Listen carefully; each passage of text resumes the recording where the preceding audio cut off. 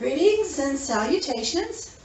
Teddy Tarr, your neighborhood psychologist, one of them, and my good friend Guillermo, and Tony behind the camera. And we're going to start out this morning, we're going to talk about memories. This is going to be a little longer video. The other videos are like 20 minutes, 30 minutes. This probably will go an hour, so be aware if you're going to watch it, you've got an hour's video. Joanna, who is Tony's better half, more significant for sure, except she doesn't do the camera, wrote a story, and I said to her, I would like to incorporate it in our talk today because she did a story about her family and memories she had using, well, I'm not going to tell you anymore. The name of the story is The Brave Little Seal Named Blanca, and it's in Spanish. In Spanish? No, it's not in Wow. Spanish. I can do French, I cannot do Spanish. We got it. The brave little seal named Blanca. Wow, your wife did this? Mm-hmm. Very good. Hello, meet Blanca, she's a pup. That's what baby seals are called. Her mommy named her Blanca because her fur is white and fluffy. Blanca lives with her family on the cold Arctic region right on the ice. This is Blanca's family. Her whole group is called a colony. Seals are territorial and love to swim in the cold sea waters. This is Blanca's mother. She's a seal too. Female seals are called cows, but we just call her mama. The male seals are usually in charge and they are called bulls. The thing Blanca loves to do is play chase with her sisters and learn how to catch fish and eat them too. Blanca loves watching over her family when mama is out fishing. Every week, all the seals gather along the Arctic shore. This is where they play and sing songs, mostly about yummy fishes to eat. Blanca may still be a pup, but she has many talents. One of her best skills is whistling. Blanca has a special song she uses to whistle for her family. This is important because seals use their songs to talk to each other and find each other no matter where they are. But Blanca's all-time favorite talent is playing pranks on her sisters. Blanca will sneak up to them, scoop up snow inside her mouth, and blow it toward them as she yells, "Party, dude!" And then the chase begins.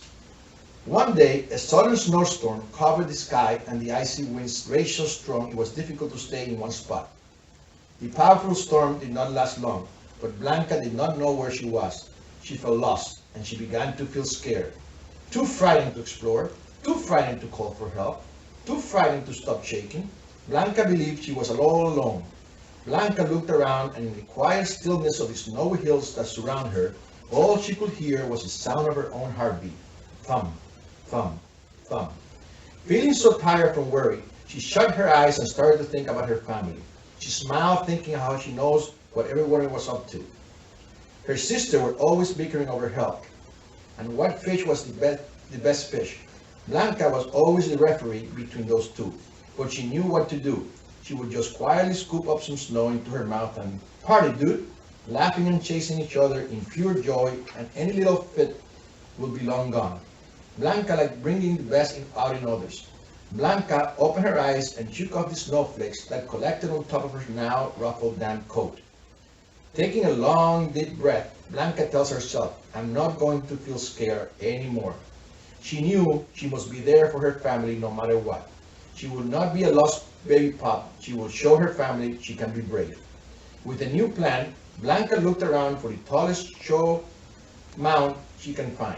As her flippers struggled up to the steep snow hill, she noticed the sound of her heart beating louder and louder.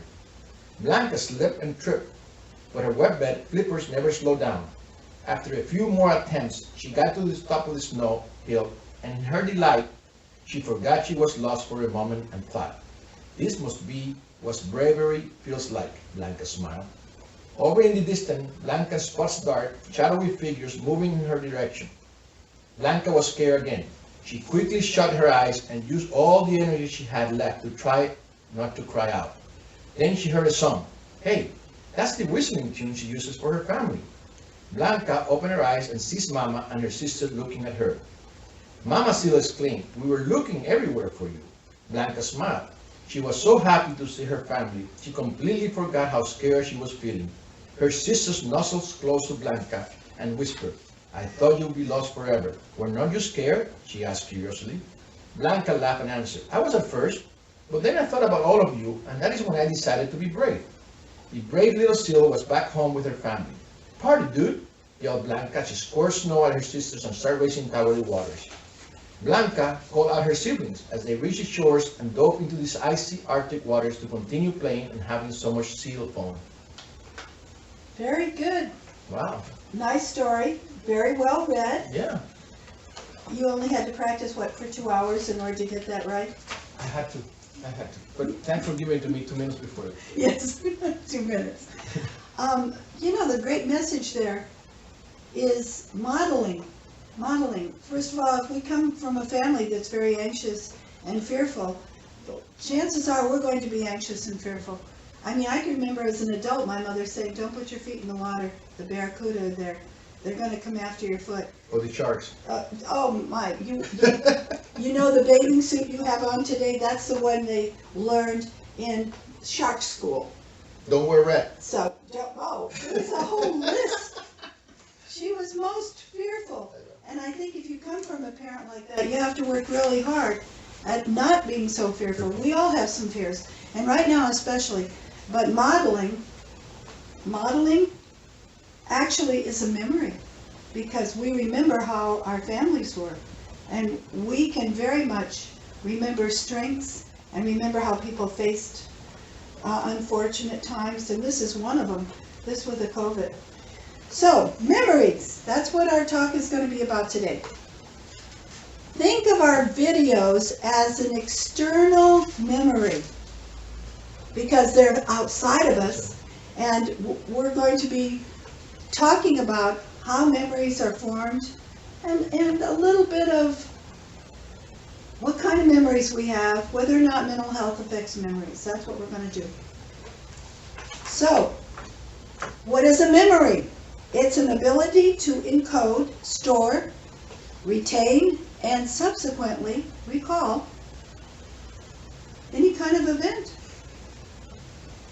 And what does memory do? We learn, adapt from previous experiences, we build relationships, recall facts, expressions, various things, impressions, skills, and habits, all come down that pipe. How do my memories actually get reconstructed? Why don't you answer that? No, I pay big bucks for you to answer those questions. I guess I've got all the answers in you. Okay. We don't have a filing cabinet in our brains. We don't have a computer. Bits and pieces of information are stored in different places. So the brain has to kind of sort of put it together. Some of us put it together when we're very young a lot faster than as we get older. However, we have more information as we get older. Hopefully our brains have webbed really well. Okay, now it's my turn. All right, you got it. I'm waiting. Because the whole idea about this question and answer Yes. was mine. Oh, I'm sorry. I messed up again. No, just kidding. Are memories related to learning? There's a strong relationship, but learning is a little different. We know that the best way to learn, like if you're on Zoom or something, is to be able to tie that piece of information you're getting onto something you already know. A really good teacher does that.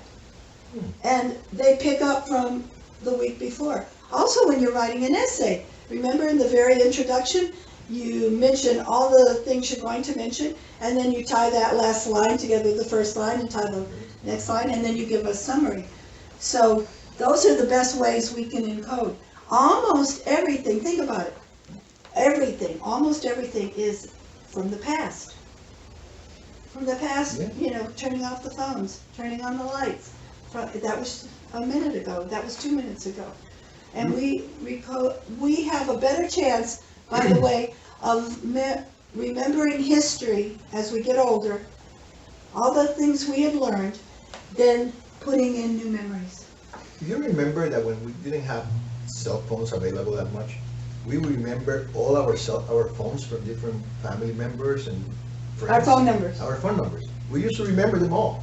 And now that we use a phone, I don't know if I remember half of them. I tried to explain to one of the kids that in my day, if you wanted a phone call, you sat and waited.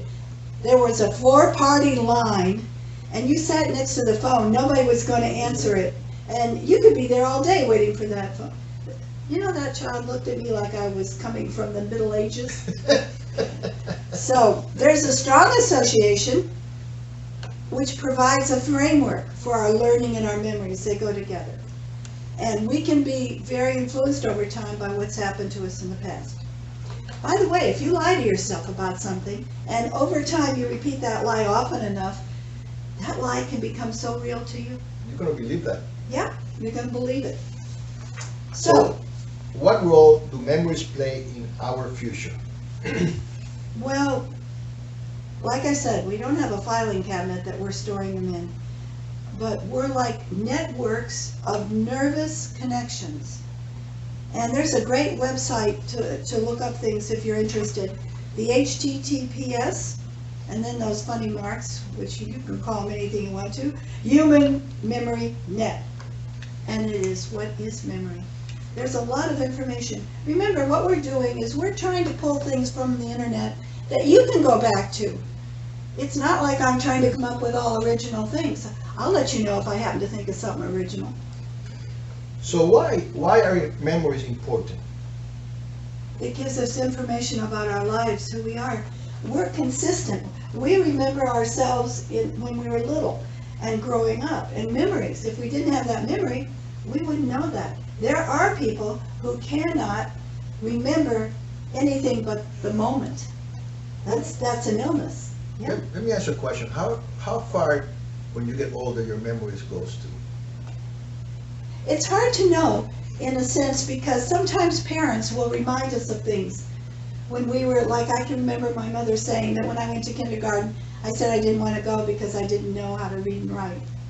So you can go back pretty far if you really... But she was the one who planted that. Okay. So I'm not so sure. I think different people actually remember when they were a lot younger. I've had people in here tell me, clients, that they remember very early on.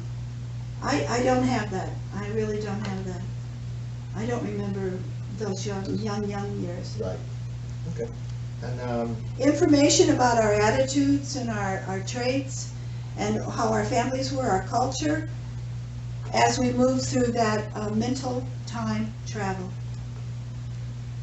And what is the episodic memory? Okay, that can transport us to the past.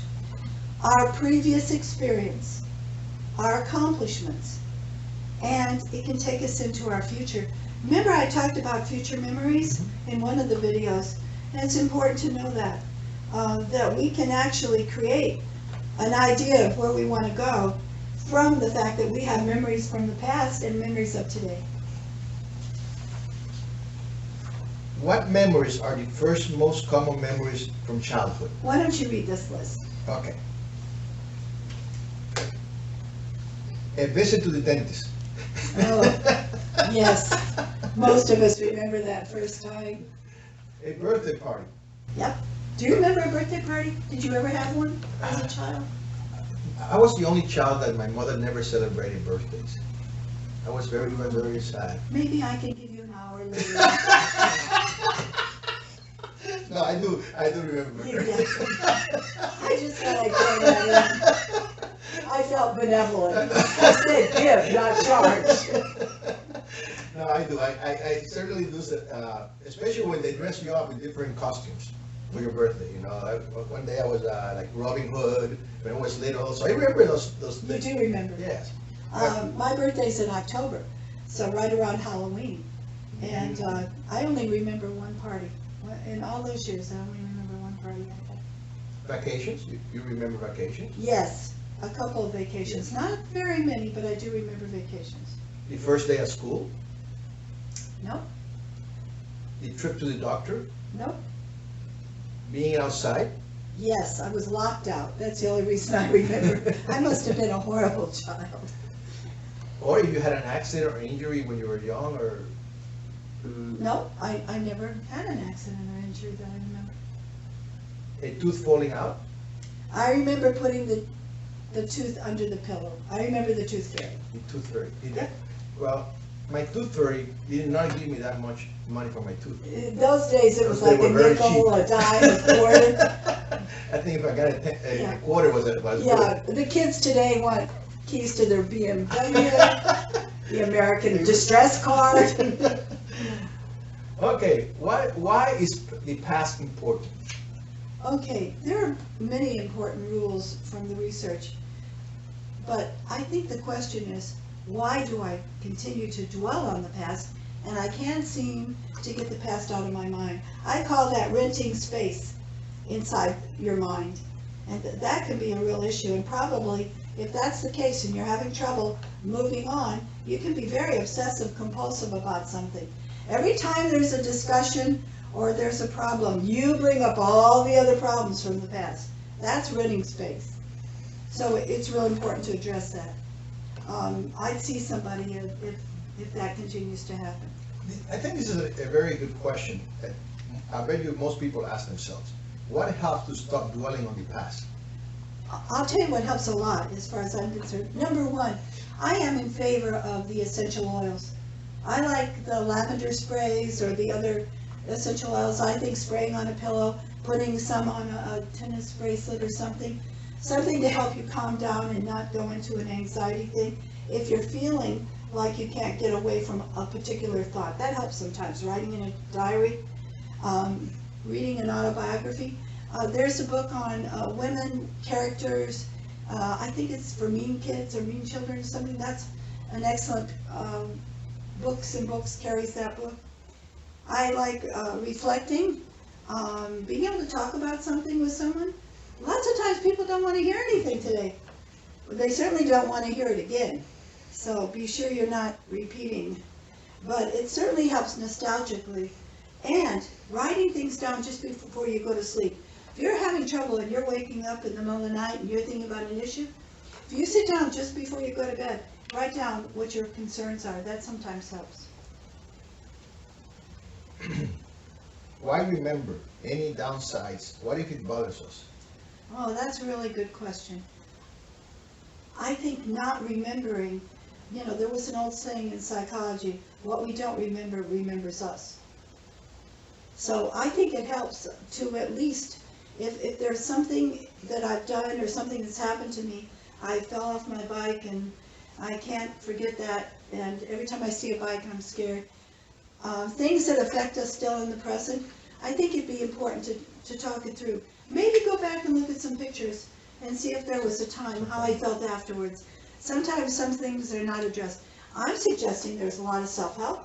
I'm suggesting there's a lot online, and I'm suggesting if you need further help, find someone, whether it's your clergy or it's somebody that you know that's really good, Counselor? or counseling, whatever it is. Are you available just in case anybody would like help? Yes, I use the same number that she has. He's so quick. Okay. Does mental illness color our memories? Sometimes, especially negativity. People are very negative. They never have anything good to say. All of their history, anything that happened to them, they were lucky.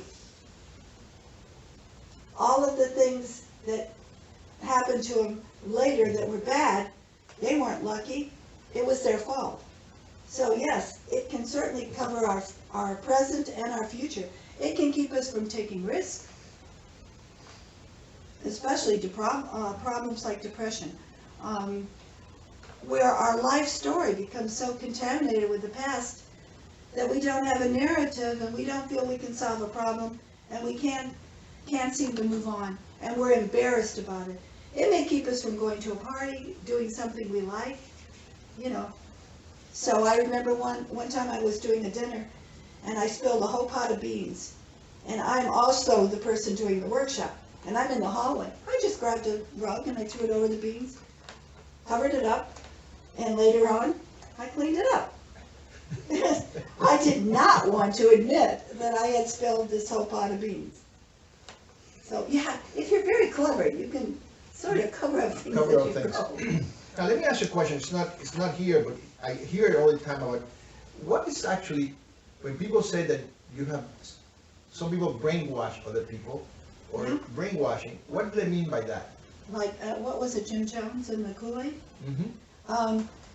I think some people are very charismatic, and they can actually, I don't want to say hypnotize, but they can get a following of people that are magically, almost magically, without question, adore them. And so, over time, they can believe only what that person says. Elmer Gentry, do you remember that? That was an old movie. Preachers were known at that time to sometimes, traveling preachers or something. Rasmussen, I think it was Rasputin, who was in the court with Nicholas and Alexander. You know, you have people like who are very, very persuasive and seem to know us very well. But not necessarily guiding you in the right direction. No, not necessarily. Not necessarily. You can believe everything this person says and not Not be being the true. person. Right. You can lose yourself. There are people who are very controlling, and the other person has lost herself. There's only one person in the room. I sometimes will say, you know, if both of you love one person more than you love yourself, then there's an imbalance in the relationship. The power is all over here, and that can happen even in a coupleship. Yeah, because I remember this. I was reading an article not too long ago about these suicide bombers, Yeah. and they claim that these suicide bombers are brainwashed to believe that what they're doing is good and they're going to go to heaven. So Well, wasn't that kamikaze also? kamikaze is the same Yeah, thing. with the planes, where they believed if they shot, If they gave their life, they were, I don't want to knock somebody else's belief system, but that certainly would be a model for brainwashing. And certainly Jim Jones, they all drank the Kool-Aid because he said they were coming after them, and they were all going to die. So rather than die, he took them all with him. The reason I asked that question because I hear it a lot. Yeah. It seems like it will be some people are good at that, and it doesn't necessarily benefit the person that is listening. No, that's true. And if you want to be a guru, I mean, there are people who are gurus. They have a following, and there's nothing they can say or do that someone doesn't believe. You need to always check it out. I tell people all the time, if you come and see me, if I were seeing somebody, I wouldn't let them run my life. I don't want you to let me run yours. I can make suggestions, ideas, I can point things out. But you have to be the one to decide when you walk out this door, it's your life, and you only have that one. That's the one life you have. Very good. What about social anxiety disorder? Well, we see a lot of that today. A lot of anxiety. I'll bet you I have more anxiety in young people, and I can see why. Look at what's going on today, and even in young children. And that can be an excessive dwelling on the past without generating any solutions, not being able to ever solve a problem. If you've been married to somebody for 10 years, and you still love each other, but you can't solve any problems, it's because you can never come to terms with whatever's going on. You can never invoke a compromise.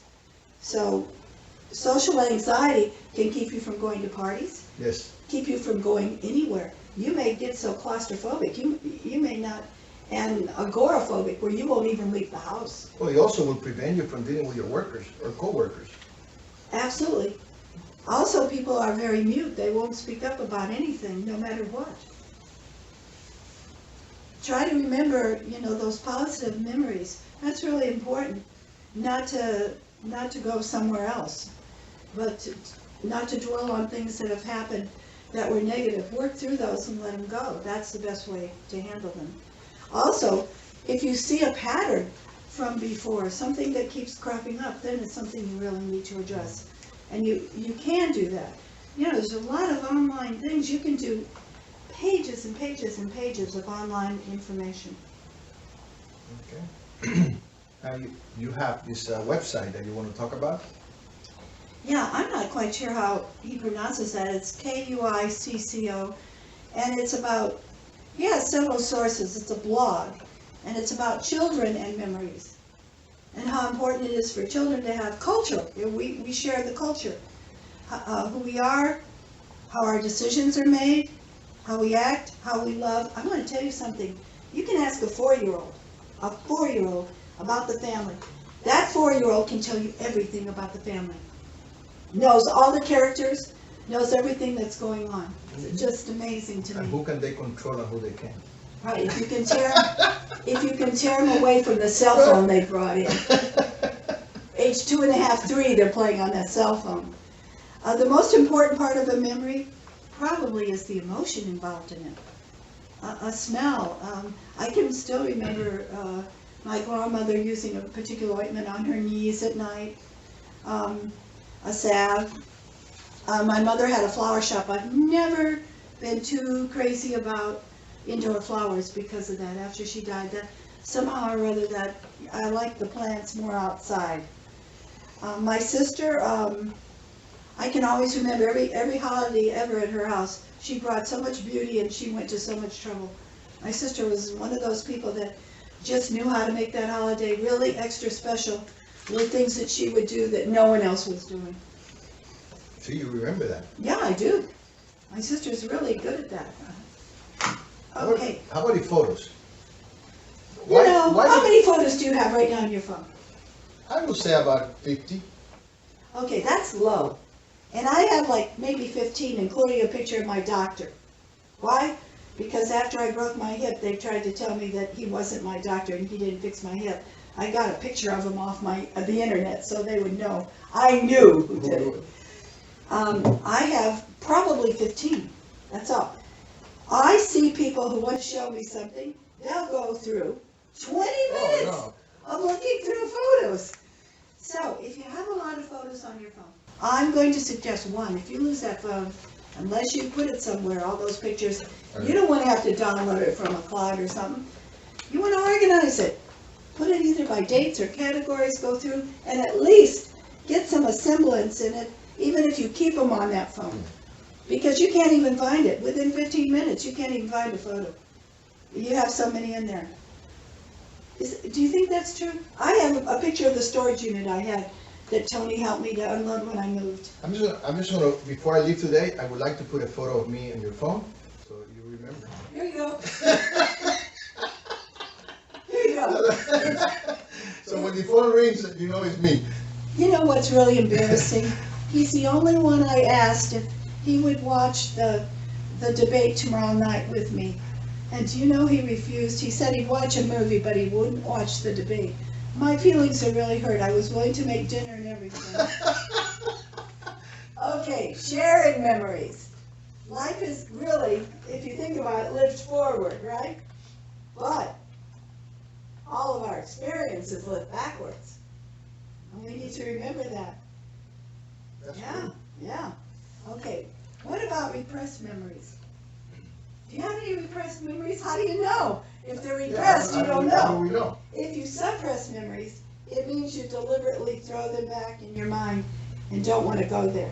And people say that to me. I had a woman come in one time and she said, I don't want to talk about this and this and this and this and this and this. I got a piece of paper and a pen. She said, what are you doing? I said, I'm writing the referral. I said, I'm giving you 3 names because I'm not going to see somebody who gives me a list of 10 things they won't talk about. All right, in general, there are some things we don't want to talk about. And we may have secrets from ourselves. Freud said, we tell a whole bunch of people everything. We tell a small group quite a bit. We tell maybe a handful, maybe 2 or 3 people. We don't even tell ourselves some things. We have so repressed, which is an unconscious process. And some people tell too much. Because a lot of people tell too much. Yeah, that's true. It really is. Okay, and you can always write a book. It's more legitimate. Nobody realizes those are all suppressed and repressed memories. Because once you start, by the way, all research, all videos, everything we're doing, we've picked out things to share. So there is contamination with that. It's prejudicial. It's not like we're presenting some kind of scientific forum. I also want to remind you, if you're buying self-help, you're not buying anything necessarily that has been judged by peers in a scientific way. Self-help is self-help. That same thing with news programs, anything it can have a slant on it. So you need to be aware of that. And in here too, same thing. I picked out things I thought you would like, that would make sense, that would help. But that's not necessarily true. Maybe there's only one thing in this whole 25, 30 minutes that you like, and it's all that Guillermo has said. Nothing I've said. Now I'm going to really get upset. So, believed to be a defensive mechanism, any kind of repression, where your mind is taking something and sending it way back and won't let you even get to it. And it's a protection. You're protecting yourself. Your memories can be flawed, and remember about false memory syndrome, where you would go to a therapist or you take your child and they bring out something that wasn't necessarily true. So it's important to know, in general, if it's your memory and you brought it out, you may have some distortions. You may not have it in perfect condition, but the emotions are important. The memory doesn't have to be perfect. So why are these memories unavailable? They say we disassociate, we detach from it because it's too painful. Sometimes deny. You don't want to deal with it. No, we deny it existed. We forget. Sometimes it's memories we've forgotten. Sometimes just getting some new meaning. Sometimes dreams can be interpreted different ways. The only person who can really interpret the dream for you is yourself. Somebody else might give you some ideas, but it's your dream. You have to be the one that finally says, well, that sounds like what I meant. Okay, despite realms of empirical evidence, therapists can also, unfortunately, access dreams that weren't real. They can make suggestions, and I don't think that's very often. By the way, there are therapists that do just repression, and you might believe in that or not believe in that. I think there's mixed research on it. I think if somebody's helped you, it doesn't matter what the research says. I still feel that way. When you close that door and you feel better and you've gone out of there, you probably have done pretty good. So we focused on memories that may be suppressed, not necessarily repressed, mostly suppressed. Also, I think it's important, Alberta Filipino Journal, and that's a .com site, talked about memories allow us to grow. We can learn from our mistakes, and they help us focus on the positive aspects of life. I think that's the key, learn from our mistakes. A lot of people don't want to deal with solving the problem because they don't want to face it. But it's better to deal with them, face the problem, solve them, and then you learn from that. Did you ever have any bad memories coming from Cuba? Did you ever have anything you could remember? I remember having a client that saw shooting on the beach, saw people die. And I remember her telling me when she grew up there that nobody could talk, that everybody was told to be so silent, because if you're living in a country where you could get somebody punished or something, that there were people who would tell. Oh yeah, we left in 1961, and I remember that when we were packing, we could only pack certain things, and my dad could only take $5 per person. Wow. And we were 7. So he left Cuba with $35 when we left. That's absolutely amazing. And they will review, when you get to the airport, they will open your bags, they will make sure. Really? Oh yeah. Yeah. And you better don't have anything in there because they could have kept you. Oh, it's just So- unbelievable. That's the way it was. Yeah, I just wondered if there was anything that was really, something very sad. Culturally, I think the hardest thing is not being able to go back to funerals. People die in these countries now, even still with COVID, when they could have gone. COVID has kept them from flying back, and it's not the same to go online and to even plug into a funeral or a memorial service. But you also have good memories. Oh, yeah. You have to think of the positive side. See, when I live here, I have good memories of you when I leave. So it's always. I think. Tony, go get my waiters. Get my waiters for me.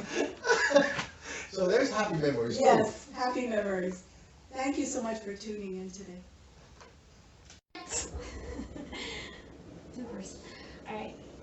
All right, guys. We're gonna talk about our favorite memories. All right, Jaime, what's your favorite memory? When I went to the aquarium and saw whale sharks. Awesome. Tito, what's your favorite memory? Yes. What are you doing? Like a horse. Oh, you rode a horse? Oh, that's right. That was awesome. What about you, Robbie? My 8th grade trip to Islands of Adventure. That was a lot of fun.